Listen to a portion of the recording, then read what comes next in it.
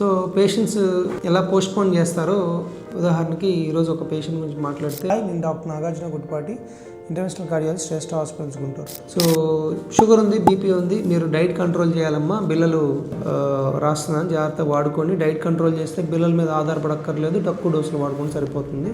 So ఆవిడ చెప్పిన response ఏంటంటే, మామిడికాయలు ఉన్నాయి కదండి, ఈ నెల అయిన తర్వాత చేస్తాను డైట్, కాబట్టి జూలై నుంచి చేస్తాను, ఈ 2 నెలలు వదిలేసేయండి, తర్వాత నుంచి డైట్ చేస్తాను.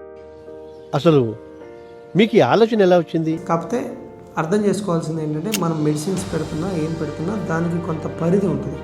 మనం దాన్ని కాంపెన్సేట్ చేయడానికి మనం వాకింగ్ చేయడం, డైట్ చేయడం. ఎస్, మీకు మామిడికాయ తినాలంటే రోజుకు ఒక మామిడికాయ లిమిట్లో తీసుకుంటే మేజర్గా ఎఫెక్ట్ కాదు.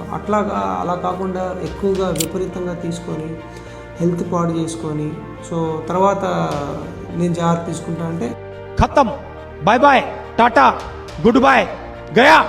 ఇప్పుడు జరిగిన డ్యామేజ్ జరిగిపోద్ది. మీరు కారు తీసుకున్నారు, దాన్ని రెగ్యులర్గా మెయింటెనెన్స్ తీసుకోవాలి కదా. నేను 6 నెలలు తుక్కుగా దాన్ని వాడేసి తర్వాత జాగ్రత్త తీసుకుంటా అంటే కారు బాగోదు కదా. అట్లానే మన ఆరోగ్యం కూడా రెగ్యులర్ మెయింటెనెన్స్ ఉండాలి, రెగ్యులర్గా జాగ్రత్తలు తీసుకుంటూ ఉండాలి. ఇది హెల్త్ అనేది కంటిన్యూస్ ప్రాసెస్, ఒక్కసారి చేసేది కాదు. Thank you.